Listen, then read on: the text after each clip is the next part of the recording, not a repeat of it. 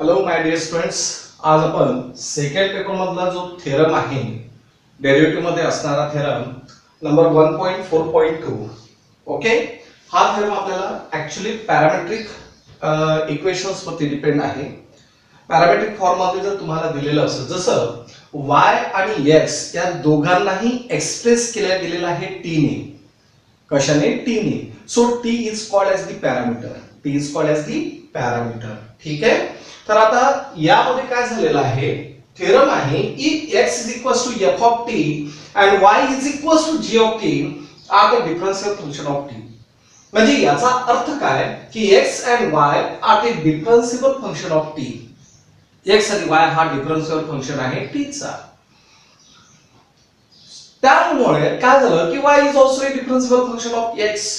Okay, then the values of dx by dt is not equals to 0, then prove that dy by dx is equals to dy by dt upon dx by dt. असं आपल्याला prove करायचं आहे. That's very simple, फारच simple आहे. Method सारखी आहे. आतापर्यंत जेवढ्या थेरम मध्ये आपण मेथड पाहिली आहे तीच मेथड फॉलो करून समोर जातोय आपण. ओके, तर नाउ प्रूफ गिवन दॅट यामध्ये तुम्हाला काय दिलेलं आहे, given that x is equals to f of t and y is equals to g of t. हा जो t आहे, this t express this x and y. बरोबर आहे. So t is called as the parameter. t हा काय झालेला आहे, parameter झालेला आहे असं आपण म्हणतो आहे.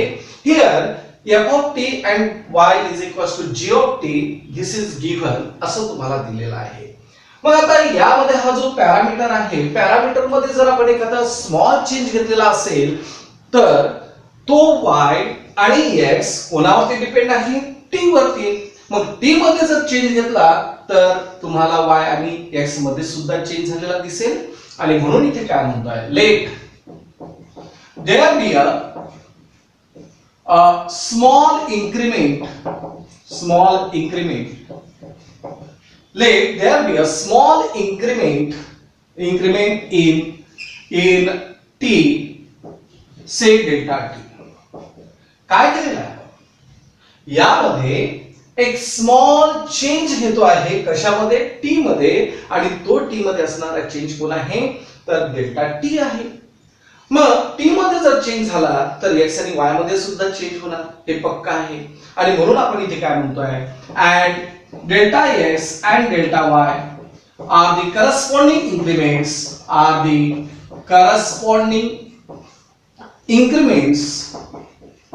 in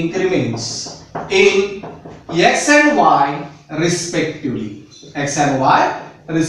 बरोबर आहे. म्हणजे याचा अर्थ काय की जर t मध्ये असणारा चेंज हा डेल्टा t आहे, तर x आणि y मध्ये असणारा चेंज जो आहे तो डेल्टा x आणि डेल्टा t आहे. बरोबर. इथपर्यंत कोणाला काही अडचण आहे? as delta t, delta y, delta x are the small increment x y वगैरे t मध्ये आहे, तर याचा अर्थ यांच्या ज्या व्हॅल्यूज आहेत त्या नॉन झिरो असेल. as delta t, delta x and delta y are the small increments in t, x and y respectively. जर असं असेल तर याचा अर्थ therefore, आणि म्हणून आपण इथे काय म्हणतोय, तर therefore असं जर असेल तर याचा अर्थ such that delta t is not equals to 0, delta x not equals to 0. का बरं असं लिहिलेलं आहे, काय रिझन आहे?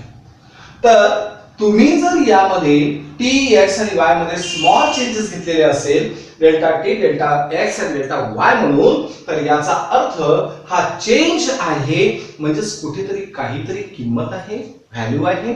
आणि ती व्हॅल्यू काय आहे, तर नॉट इक्वल्स टू 0. म्हणजे तो नॉन झिरो आहे, कारण काहीतरी व्हॅल्यू आहे, म्हणजे याचा अर्थ तो नॉन झिरो आहे. कन्सिडर आता मी जर यामध्ये delta y upon delta x जर घेतो आहे, काय घेतोय, delta y upon delta x. मग डेल्टा y आणि डेल्टा x काय आहे, तर स्मॉल इन्क्रीमेंट. बरोबर, स्मॉल चेंज आहे. म्हणजेच आणि तो काय घेतलेला आहे रेशो आणि म्हणून त्याला आपण काय म्हणतो आहे incremental ratio. Let consider the incremental ratio. कुठला इन्क्रिमेंटल रेशो घेतोय आपण तर delta y upon delta x. Delta y upon delta x हा इन्क्रिमेंटरी रेशो घेतलेला आहे. अँड नोट दॅट आणि त्यामध्ये काय नोट करायचं आहे note that delta extends to 0. जर डेल्टा एक्सटेंड्स टू 0 असेल तर implies delta t also tends to 0. Delta t also tends to 0. बरोबर आहे yes or no. आता यामध्ये काय घेतलेलं आहे इन्क्रिमेंटल रेशो घेतलेला आहे. नोट डाउन केलेला आहे की डेल्टा x टेंड्स टू 0 जर असेल तर delta t also tends to 0 होतो. आणि मग आता आपल्याला याच्यानुसार घ्यायचं आहे बरोबर. याच्यानुसार काय होणार आता that is delta y upon delta x is equals to इथे मी तुम्हाला सांगितलं होतं की d च्या जागेवरती काय घ्या डेल्टा घ्या. Delta y upon delta x is equals to delta y upon delta t delta x upon delta t where delta x upon delta t not equals to 0.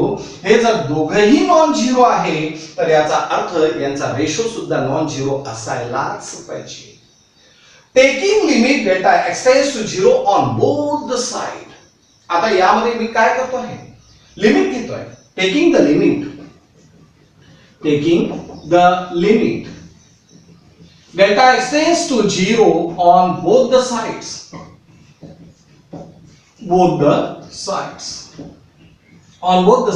we get काय केलेलं आपण taking the limit delta extends to 0 on both the side. दोन्ही साइडला आपण delta extends to 0 हे limit घेतो आहे. and so limit delta extends to 0 delta y upon delta x is equals to limit delta extends to 0 the delta y upon delta t delta x upon delta t. Okay झालेलं आहे. आता असं जर घेतलेलं आहे तर तुम्हाला माहिती आहे इथे this change respect to t आहे. म्हणजे याचा अर्थ डेल्टा x टेंड्स टू 0 च्या ऐवजी आपल्याला डेल्टा t टेंड्स टू 0 घ्यावं लागेल. म्हणजेच याचा अर्थ काय झालेला आहे as delta t tends to 0 then delta x किंवा delta x tends to 0 then delta t tends to 0 होणार बरोबर. म्हणजेच limit delta x tends to 0 delta y upon delta x is equals to limit delta t tends to 0 या delta x tends to 0 च्या जागेवर आपण लिहितो आहे delta t tends to 0 delta y upon delta t delta x upon delta t दिलेला आहे. and u the याला आपण काय लिहितो आहे तर limit delta t tends to 0 delta y upon delta t limit delta t tends to 0 delta x upon delta t बरोबर. and therefore this is limit delta x tends to 0 delta y upon delta x and you the equation number first. मी याला equation number काय दिलाय first दिलाय. मग यामध्ये तुम्हाला दिलेला आहे की x and y are the differentiable function of t. हा जो स्टेटमेंट आहे या स्टेटमेंटचं मीनिंग तुम्हाला पहिल्या लेक्चर मध्ये डेरिव्हेटिव्हच्या दिलेलं होतं. x आणि y चं डिफरन्सिबल फंक्शन आहे विथ रिस्पेक्ट टू t. तर इथे आपल्याला काय भेटेल since x and y are the differentiable function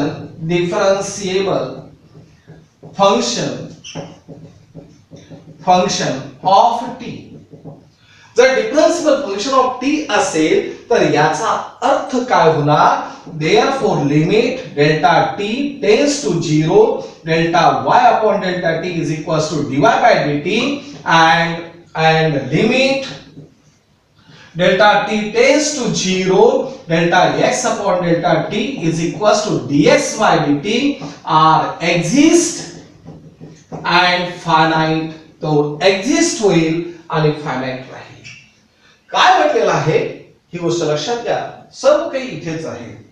Since x and y are the differentiable function of t and therefore limit delta t tends to 0 delta y upon delta t is equals to dy by dt and limit delta t tends to 0 delta x upon delta t is equals to dx by dt are exist at finite. म्हणजे याला जर मी statement number second देतो आहे तर लक्षात घ्या हा equation number first ची जी राइट हँड साइड आहे हे दोघांचं डिव्हायडेशन आहे. म्हणजे right hand side of equation first is exist and finite. बरोबर आहे? Yes or no? येस. म्हणजे याचा अर्थ काय झालेला आहे? therefore from first and second we get first आणि सेकंड वरून तुम्हाला काय दिसतो तर limit delta extends to 0 delta y upon delta x is equals to याच्या जागेवरती झालेला आहे dy by dt upon dx by dt झालेला आहे. बरोबर आहे? आणि याला इक्वेशन नंबर थर्ड देतो आहे. आता मला तुम्ही सांगा इक्वेशन नंबर थर्ड ची राइट हँड साइड एक्झिट झालेली आहे आणि फायनाइट सुद्धा आहे. म्हणजे याचा अर्थ काय झालेला आहे? याचा अर्थ लेफ्ट हँड साइड सुद्धा एक्झिस्ट होईल आणि फायनाइट होईल. as the left hand side of equation third is exist and finite then right hand side of equation third also exist and finite. बरोबर आहे? ही सुद्धा एक्झिस्ट होईल आणि फायनाइट राहील. म्हणजे याचा अर्थ limit delta extends to 0 delta y upon delta x is equals to dy by dx. आणि मग आता हे जे इक्वेशन तुम्ही इथे लिहिलेलं आहे थर्ड नंबरचं हे काय बनेल तर लक्षात घ्या therefore इक्वेशन थर्ड काय बनेल तर dy by dx is equals to dy by dt upon dx by dt where dx by dt not equals to 0. आणि हेच आपल्याला काय करायचं होतं प्रूफ. अगदी सिंपल थेरम आहे. काय केलेलं आहे एक वेळेस रिपीट करतो. आपल्याला दिलेलं होतं की x is equals to f of t and y is equals to g of t. मग यामध्ये जर t मध्ये आपण एखादा चेंज केलेला असेल तर y मध्ये सुद्धा चेंज होणार आणि म्हणून मी इथे काय केलंय let there be a small increment in t say delta t and delta x and delta y are the corresponding increments in x and y respectively. As delta t, delta x and delta y are the small increments in t, then x and y respectively, then such that delta t is equal to 0, delta x not equals to 0. बरोबर आहे? That is delta y upon मग आता यामध्ये काय केलेलं आहे incremental ratio घेतलेला आहे dy by dx and note that delta x tends to 0, delta t tends to 0. जर delta x tends to 0 असेल तर implies काय होणार delta t tends to 0, that is delta y upon delta x is equals to delta y upon delta t upon delta x upon delta t where delta x upon delta t not equals to 0. मग दोन्ही साइडला आपण limit घेतो आहे delta x tends to 0. बरोबर? So limit delta x tends to 0, delta y upon delta x is equals to limit delta x tends to 0, delta y upon delta t, delta x upon delta t. As delta x tends to 0, then delta t tends to 0 and so limit delta x tends to 0, delta y upon delta x is equals to limit delta t tends to 0, delta y upon delta t upon delta x upon delta t. Then limit delta x tends to 0, delta y upon delta x is equals to limit delta t tends to 0, delta y upon delta t upon limit delta t tends to 0, delta x upon delta t. Since x and y are the differentiable function of t, x आणि y हा काय आहे तर डिफरन्सिबल function आहे t चा, तर याचा अर्थ limit delta t tends to 0 delta y upon delta t is equals to dy by dt होईल. तसंच limit delta t tends to 0 delta x upon delta t is equals to dx by dt होणार are exist and finite. And now from first and second वरून तुम्हाला काय दिसतं तर limit delta x tends to 0 delta y upon delta x is equals to dy by dt upon dx by dt. This is equation number third. As the left hand side of equation third is exist, जर हा exist आणि finite असेल तर right hand side सुद्धा exist आणि finite असायलाच पाहिजे. म्हणजे limit delta x tends to 0 delta y upon delta x is equals to dy by dx and therefore dy by dx is equals to dy by dt upon dx by dt where dx by dt not equals to 0. आणि हाच आपल्याला theorem prove करायचा होता. Important theorem आहे. Parametric equation वरती हा theorem depend आहे. यामध्ये x आणि y ला t ने एक्सप्रेस केलेला आहे. म्हणजे t हा x आणि y चा पॅरामीटर झालेला आहे. क्लियर? ओके.